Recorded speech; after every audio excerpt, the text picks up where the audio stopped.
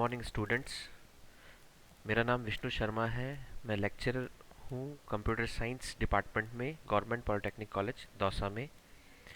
आज के ई लेक्चर में हम क्लासिफिकेशन ऑफ इंस्ट्रक्शन इन 8085 को डिस्कस करेंगे और इसका क्लासिफिकेशन ऑफ इंस्ट्रक्शन का ही पार्ट है डेटा ट्रांसफ़र इंस्ट्रक्शंस। उन्हें हम डिस्कस करेंगे हमारे आज के इस ई लेक्चर में।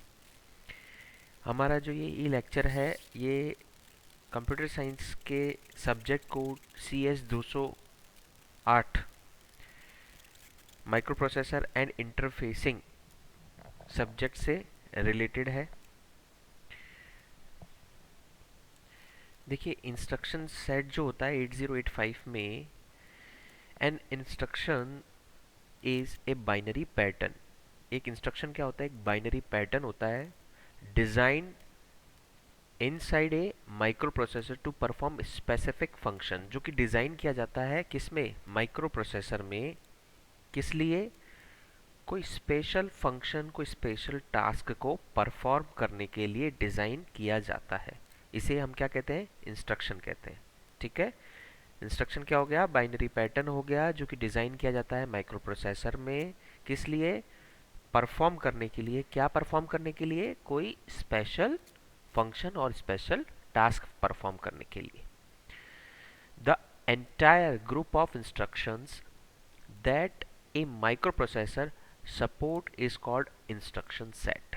एक पूरा जो ग्रुप होता है इंस्ट्रक्शंस का जो कि माइक्रोप्रोसेसर सपोर्ट करता है, वो इंस्ट्रक्शंस का ग्रुप क्या कहलाता है? इंस्ट्रक्शन सेट कहलाता है।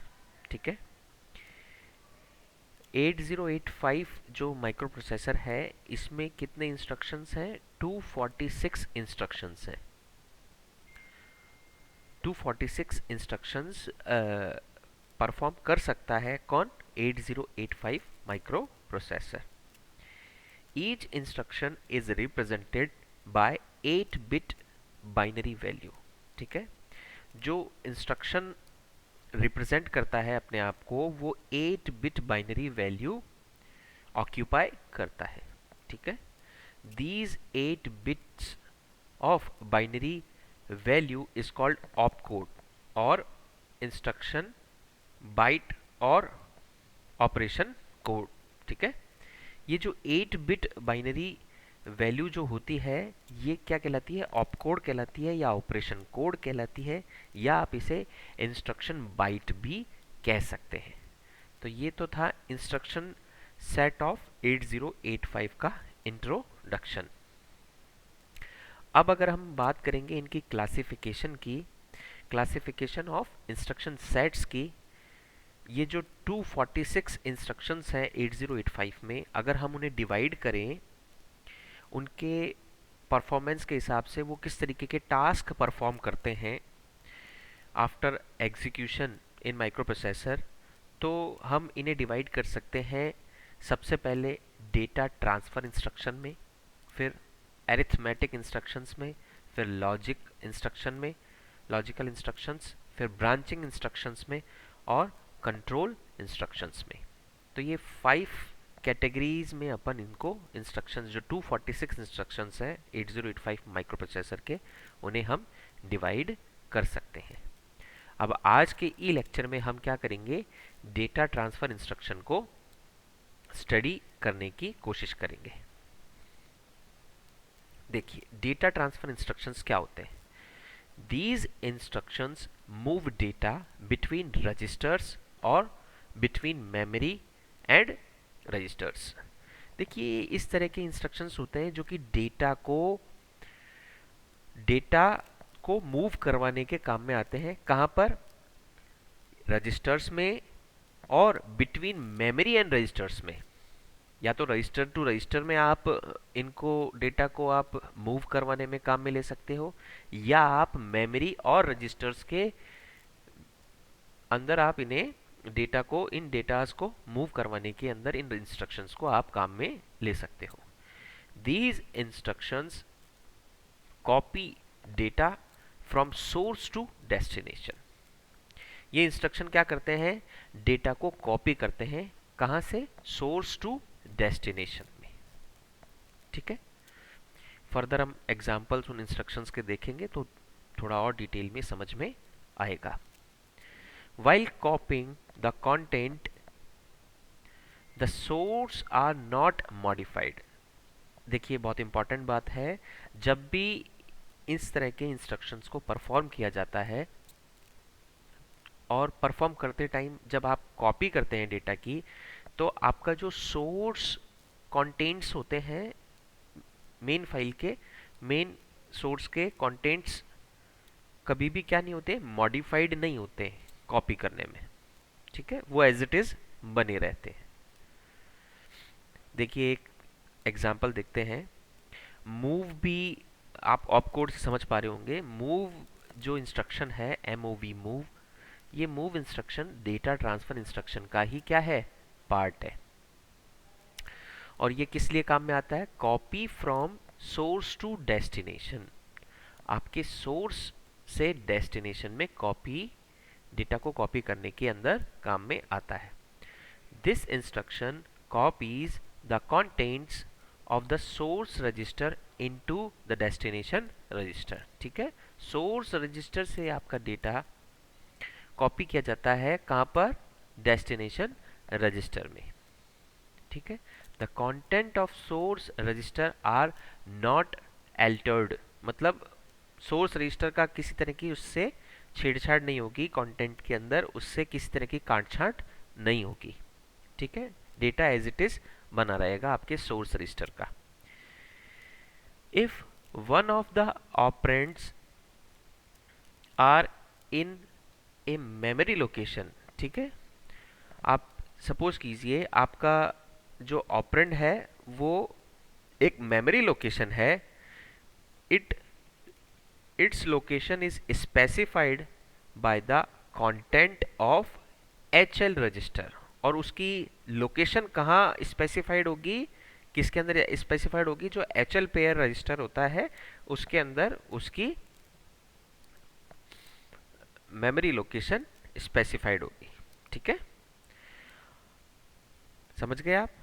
If one of the operands is memory location, कोई भी जो ऑपरेंड है वो कोई मेमोरी लोकेशन है, अगर इसका ऑपरेंड मूव इंस्ट्रक्शन के साथ में मेमोरी लोकेशन है, तो इट लोकेशन इज स्पेसिफाइड, जो कि स्पेसिफाइड होगी किसमें, HL पेयर रजिस्टर के अंदर। ठीक है, अब इसका एग्जांपल देखिए, जैसे मूव BC, ठीक है, और मूव BM। ठीक है, तो यहाँ पर ये जो M है मेमोरी है, मेमोरी लोकेशन इसमें ये मेमोरी लोकेशन किस में स्पेसिफाइड होगी, इसकी HL पेयर रजिस्टर के अंदर। ठीक है, तो इस तरीके से आप डेटा ट्रांसफर इंस्ट्रक्शंस को यूज में लेंगे, मूव ऑप कोड वाले। अगर हम बात करते हैं अब डेटा ट्रांसफर इंस्ट्रक्शन का, जो नेक्स्ट इंस्ट्रक्शन है MVI। तो MVI इंस्ट्रक्शन किसके लिए काम आता है, मूव इमीडिएट 8 बिट।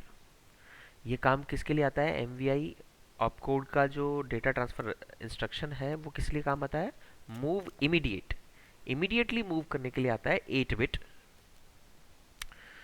डेटास को। ठीक है, the 8 bit data is stored in the destination register और मेमोरी। आपके जो 8 बिट डेटाज होते हैं, जो इसके अंदर आप MVI के साथ आप काम में लेंगे, उन डेटाज को डायरेक्टली आप अपने डेस्टिनेशन रजिस्टर और मेमोरी लोकेशन के ऊपर क्या कर सकते हैं, स्टोर करा सकते हैं, ट्रांसफर कर सकते हैं। If the operand is memory location, its location is specified by the contents of HL register. जैसे पिछले इंस्ट्रक्शन में हुआ था, आपने देखा था मूव के अंदर जहां M वर्ड, हम जो M लेटर हम काम में ले रहे थे, यानी मेमोरी के लिए जो लोकेशन के लिए हम काम में ले रहे थे, तो मेमोरी लोकेशन वो कहाँ से आएगी, मेमोरी लोकेशन कहाँ स्पेसिफाइड होगी, वो स्पेसिफाइड होगी आपके HL रजिस्टर के अंदर। ठीक है, इसके एग्जाम्पल हम देखते हैं। MVI B57H, यहाँ पर 57H जो आपका 8 बिट डेटा है, इसे इमीडिएटली ट्रांसफर किया जा रहा है बी के अंदर। ठीक है, और नेक्स्ट, ठीक है। और यहाँ पे MVI M57H, तो यहाँ पर जो 57H 8 बिट डेटा है, यहाँ M हम काम में ले रहे हैं, तो M जो मेमोरी लोकेशन है वो HL रजिस्टर पेयर के अंदर से हम लेंगे, और उस HL रजिस्टर पेयर के अंदर जो मेमोरी लोकेशन है उस लोकेशन पर आप इमीडिएटली ट्रांसफर करेंगे 8 बिट डेटा 57H को, ठीक है। तो ये दोनों एग्जांपल आपने किसके समझे हैं? डेटा ट्रांसफर इंस्ट्रक्शंस के, जिसका ऑपकोड क्या है? MVI। अगर हम बात करते हैं LDA की, तो इसका डिस्क्रिप्शन आप ये देखिए, ये इसका ऑपरेंड है 16 बिट एड्रेस रखता है ये, और ये क्या है? Load accumulator. The contents of a memory location specified by a 16-bit address in operand are copied to accumulator, ठीक है, समझ में आया? The contents of memory location, उस मेमोरी लोकेशन का जो कंटेंट है, और मेमोरी लोकेशन कौन सी? Specified by 16 bit address in operand, जो आपके ऑपरेंड के साथ, जैसे आप ये फॉर एग्जांपल हम यहाँ देखेंगे LDA 2034H, तो ये जो मेमोरी लोकेशन है, इस मेमोरी लोकेशन का कंटेंट हम किस में लोड करेंगे, किस में कॉपी करेंगे, किस में स्टोर कराएंगे? एक्यूमुलेटर में, ठीक है। The content of source are not altered, means कांटछांट आपके कंटेंट के साथ नहीं होगी। ये 8085 के अंदर जो LDA इंस्ट्रक्शन है, जैसे हमने यहाँ पर समझने की कोशिश कर रहे हैं, LDA 2034H, तो जो 2034H मेमोरी लोकेशन के ऊपर जो डेटा होगा वो किस में स्टोर किया जाएगा, कहाँ पर स्टोर कराया जाएगा? एक्यूमुलेटर में, ठीक है। तो ये 2034 जो मेमोरी लोकेशन है, इसके डेटा से छेड़छाड़ नहीं होगी आफ्टर लोडिंग डेटा इन एक्यूमुलेटर। देखिए एक्यूमुलेटर के अंदर डेटा लोड होने के बाद भी इस मेमोरी लोकेशन के ऊपर जो कंटेंट है, जो डेटा है, उससे छेड़छाड़ या काटछांट नहीं की जाएगी, ठीक है। तो ये LDA इंस्ट्रक्शन था। अगर इसी तरीके से हम बात करें LDA X इंस्ट्रक्शन की, ठीक है, तो ये भी लोड एक्यूमुलेटर के लिए ही काम में ले रहे हैं, पर ये क्या है? इनडायरेक्ट है, ठीक है। इन दोनों में बहुत डिफरेंस है, ये LDA और LDA X में, ठीक है। LDA X क्या है? Load accumulator indirect. यहां आप इनडायरेक्टली एक्यूमुलेटर को क्या कर रहे हैं? लोड कर रहे हैं। फॉर एग्जाम्पल हम देखते हैं कि इनडायरेक्टली एक्यूमुलेटर को कैसे लोड किया जाता है। The contents of the designated register pair point two memory location, ठीक है। यहां पर क्या हो रहा है कि जो आप ये रजिस्टर पेयर काम में ले रहे हैं, इस रजिस्टर पेयर के अंदर आपको मेमोरी लोकेशन मिलेगी, ठीक है। इस रजिस्टर पेयर में मेमोरी लोकेशन मिलेगी, इनडायरेक्टली आपको मेमोरी लोकेशन यहाँ पर प्रोवाइड करवाई जाएगी, जबकि उसमें क्या हो रहा था? डायरेक्ट मेमोरी, आपको मेमोरी लोकेशन दी जा रही थी, ठीक है। The instruction copies the contents of that memory location into accumulator, ठीक है। उस मेमोरी लोकेशन का जो कंटेंट होगा वो आप किस में कॉपी कर देंगे? एक्यूमुलेटर में। पर ये जो मेमोरी लोकेशन कहाँ से ली जाएगी? रजिस्टर पेयर से, ठीक है। The content of either the register pair और memory location are not altered, ठीक है। वही सेम इंपॉर्टेंट पॉइंट है कि आपके कंटेंट्स को अल्टर्ड नहीं किया जाएगा, ठीक है। तो इसी तरीके से आप डेटा ट्रांसफर इंस्ट्रक्शंस को और डिटेल में डिस्कस कर सकते हैं।